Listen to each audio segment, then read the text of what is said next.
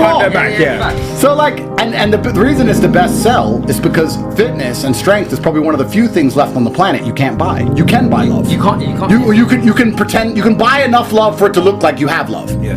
You get attention from Instagram. That's right. Yeah. You can do all that, but you can't fake being in shape. Yeah. You can go get the surgeries that doesn't look right yet. We're still in that period where if you're built like a tank, you're like, okay, he must be at least dedicated. At least he's dedicated. At least he's disciplined. He can be dumb. He can be broke. But he's dedicated. He is disciplined. Exactly. I'll tell you right now, if someone comes here to pitch me or try and convince me to do anything, and they're fat, I look at them like, you can't control cake in your mouth, but I have to give you how much? 300 G's. Exactly. I'm telling you, real shit.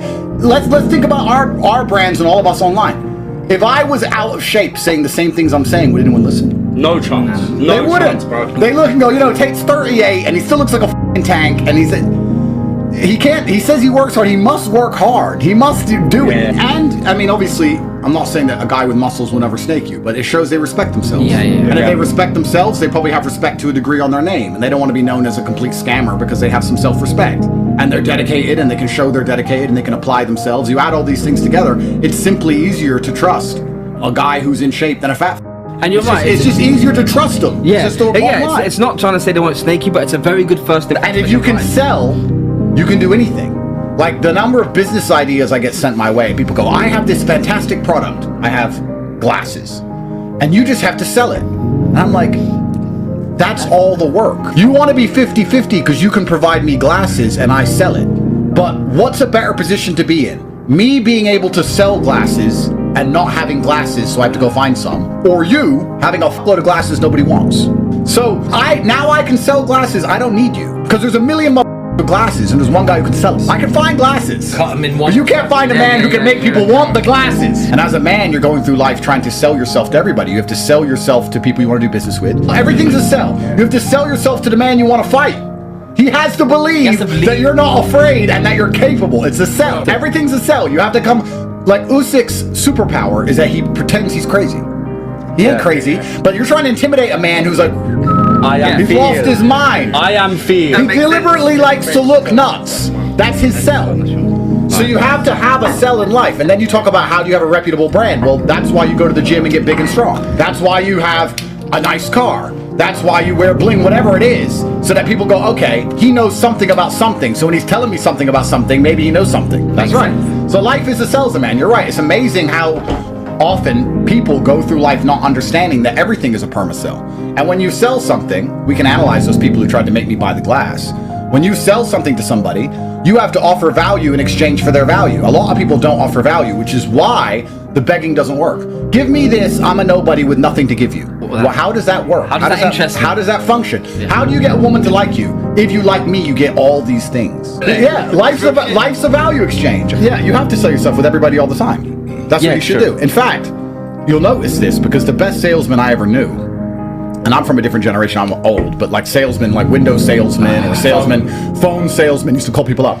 They couldn't speak to a girl without flirting because all they knew was how to sell. When they spoke, they were trying to pitch someone for something, even if she was ugly. I'd be like, why are you even doing that? Talking to her? It's like, well, I'm talking, so I may as well make her want me. Like, I just talk. I'm just that guy. I just talk. He's just gonna sell. He just sells himself all of the time. And you're right. That's a really important thing. A lot of people in the world don't understand it today, and it's because some businesses change. You can get through crypto and make some money without ever selling yourself.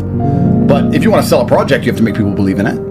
So yeah, life's a sell. It always has been. It always will be. Everything's a sell all of the time. It's super important. And the saying is very simple, is that everything's a sell. And it's completely true, especially in a disadvantageous position. That's when everything's a sell even more. People say to me, but how would you sell this negative? Or how would you sell that negative? And my answer is, if it's a negative, it's even more important that you sell it. Yeah, of course. You could take the biggest negative in the world. You could last 2 pumps in bed, right? Worst negative. But if you're gonna sit there and say to the girl, oh well, just warning you, I'm only 2 pumps in bed, blah, blah, you're never gonna last. You have to put a sell on it. You say, bitch, I'm busy, I'm making money. I ain't got time. I'm gonna fill you up and I'm back to work. I ain't got time for this. I got stuff to do. It's a bus. Go. I'm getting rich. What's my time? She'll be like, he's the man. I'm here for a good time, not a long time. That's right. Yeah, I get it. Everything in life is a sell.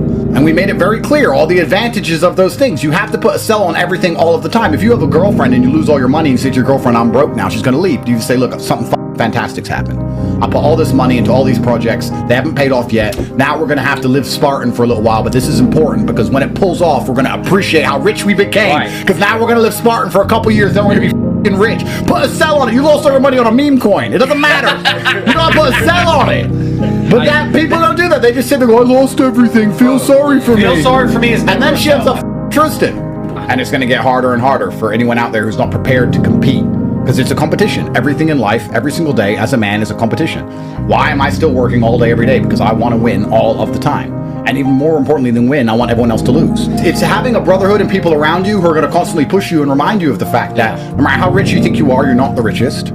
Yep. Bro, Elon's still trying to get richer. Yeah, bro. Imagine Elon Musk is waking up each day trying to get richer, and you aren't trying. Make that make sense to me. Bro, yeah. You have to be the kind of person who tries. And then, this is something I was thinking about the other day. It's actually funny when you talk to most men about, their ailments or what's stopping them getting ahead. It's what they think in their mind, and I sit and say, so a thought that you created beats you? Like you're struggling with a thought that you made. Think about that. You're not in a trench in Ukraine. You're at home struggling with your own head for a thought that you made up, and now it whooped your ass. Yeah. Bro, think about that. I'm gonna think of a thought, and then it's gonna control me and wreck my life. Fuck the win. You have to lose. That's where the joy is. The joy's not in my winning. The joy's at looking at the man I beat, knowing he lost. Yeah. That because the loss always hurts more than the win feels good to the winner. The emotional spike of winning doesn't compete to the emotional devastation of losing. Yeah. So that's how you gotta go, all right, I don't give a about the win, I'll be happy if I win. No.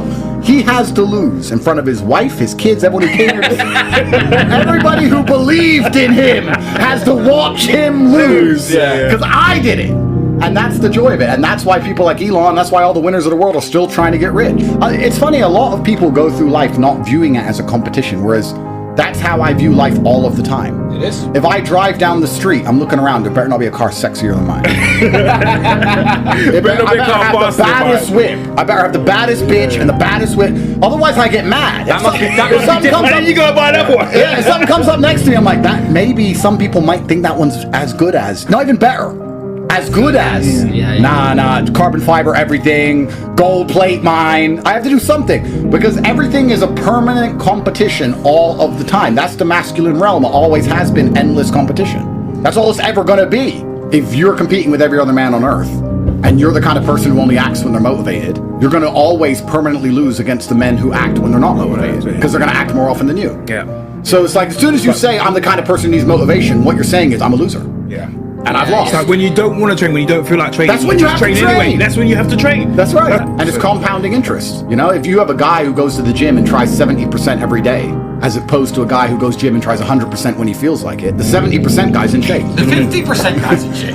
The 100% guy ain't. Yeah. And that's the bottom line. You're never going to feel like doing the things you're supposed to do. That whole mind frame is the wrong frame to look at it. You need to make a list of things that you must do and you need to do them anyway. And that's how you become a winner in this global, never-ending, permanent competition. It's a global, never-ending, permanent competition. And no matter how far ahead you get, you have to keep trying to get bigger and get further ahead. Otherwise, you're going to end up crushed. Think about it. If you go gym, think about a guy who's in perfect shape. He'd be happy even if he stayed the same.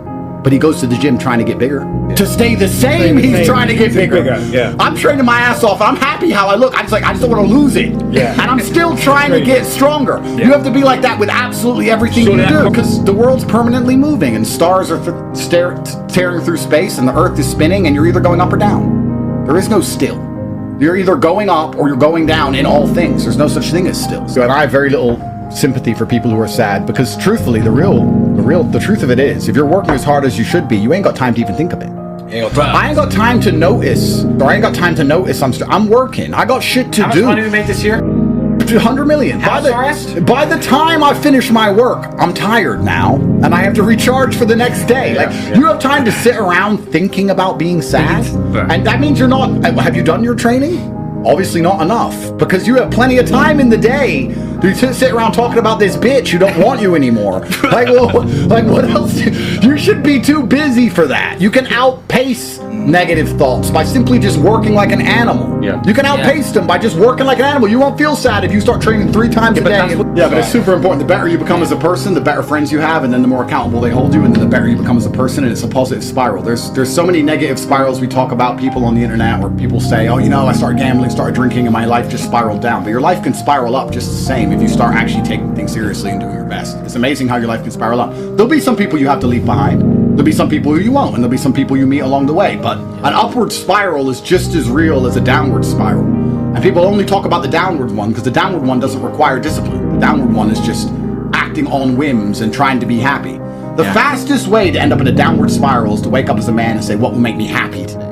How do I get happy? Well, drinking and gambling and chasing women, whatever. You may be temporarily happy, but your life's fucked. Because if you wake up and say, let me do what I'm supposed to do, before you know it, it's an upward spiral.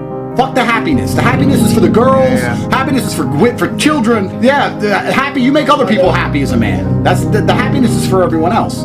I talk about these things a lot, but there's no light without dark. That's the best thing about life. The best thing about life is the suffering and the bad times. 100%. You don't appreciate money unless you remember being broke. And you don't appreciate having a good girl unless you remember that silly who you cared about, who was around. Then when you get a good girl who's loyal and behaving, you're like, now I appreciate you. If they were all like that, you wouldn't appreciate any of them. The worse it is, in fact, the better it's going to be. The farther a ball drops from, the higher it bounces. So if that girl's really with you messing around, that's good. So when you get a good one, you'll appreciate her, and you'll appreciate. There is really no negatives in this world. And if you're truly about it, if you really want to be the kind of guy who wins, you don't have time to wait. You don't wait for an arbitrary date in the calendar. You know, the reason that New Year's resolutions don't work is because people deliberately wait for New Year's, which proves that they never had it. They were never about it in the first place. That's the beauty of masculine competition. That's the point.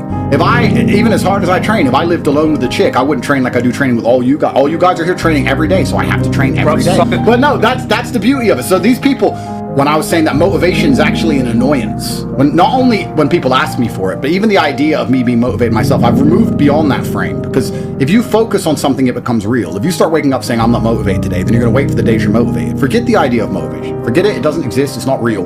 You have to perform every single day if you want to stand a chance of winning. So it doesn't matter if you're motivated or not. On the days you are motivated, it's like finding 20 pounds in your pocket. Okay, you got lucky. Whatever. But most of the time, you just